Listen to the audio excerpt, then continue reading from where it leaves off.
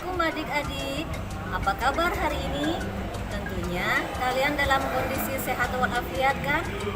Nah, adik-adik, kalian pernah lihat cicak memutuskan ekornya? Ya, bagaimana dengan cicak itu? Ternyata tumbuh ekor lagi dan kembali merayap. Adik-adik, mengapa cicak melakukan itu? Mari kita cari tahu ya. Bagaimana adik-adik? Kita lihat gambar tadi. Apa yang terjadi ketika kucing mengejar cicak? Ternyata cicak memutuskan ekornya. Bagaimana dengan kucing? Kucingnya bingung ya, dan hanya tertegun memperhatikan ekor cicak. Adik-adik, bagaimana seandainya cicak tidak memutuskan ekornya? Ya, tentunya kucing akan fokus pada cicak ya, dan terus mengejar cicak. Nah, adik-adik, apa yang dilakukan cicak adalah usaha melindungi diri dari musuh. Baik adik-adik, kali ini kita akan menganalisis cara makhluk hidup menyesuaikan diri dengan lingkungannya. Dan untuk kali ini kita akan belajar bagaimana hewan menyesuaikan diri dengan lingkungannya. Hewan melakukan penyesuaian diri dengan lingkungan kita sebut dengan adaptasi.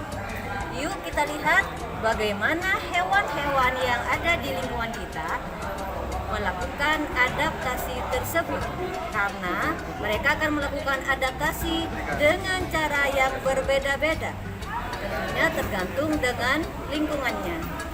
Adik-adik, di gambar itu ada gambar apa? Gambar pinguin. Kita tahu pinguin merupakan hewan yang hidup di daerah dingin, yaitu di kutub utara. Bagaimana dengan bulunya adik-adik?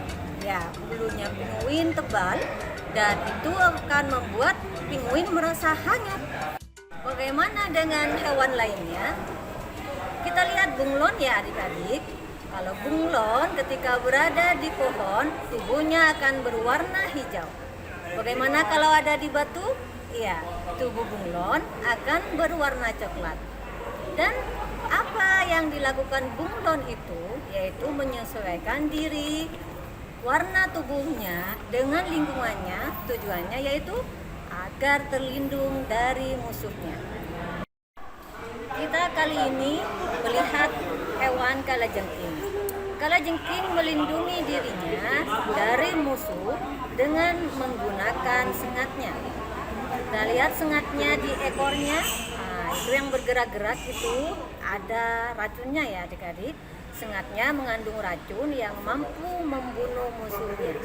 Sementara hewan yang lain yang juga menggunakan racun sebagai pelindung diri, yaitu ada kelabang, lebah, dan ular.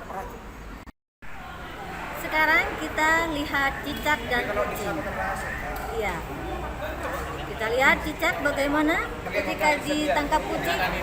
Cicak memutuskan ekornya untuk melindungi diri dari musuhnya. Bagian ekornya putus, kemudian cicak berlari untuk mengalihkan perhatian musuhnya. Wah, ada siput ya. Bagaimana dengan tubuhnya siput?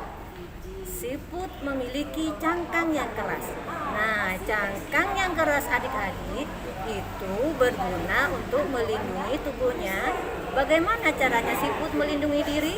Dengan cara memasukkan tubuhnya ke dalam cangkangnya yang keras tadi ketika bertemu dengan musuh. Adik-adik tahu tidak hewan lain yang menggunakan cangkang sebagai pelindung tubuh?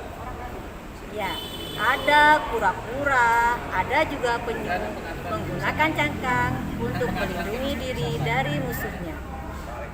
Wah, ada cumi-cumi adik-adik ya. Mas apa yang tidak kenal dengan cumi-cumi? Makanan yang enak. Ya, cumi-cumi melindungi dirinya dari musuhnya itu dengan cara menyemprotkan cairan atau tinta hitam.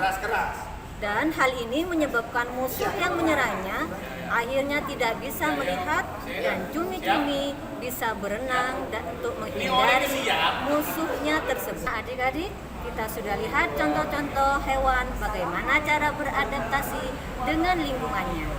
Adik-adik sudah mengerti kan bagaimana mereka beradaptasi?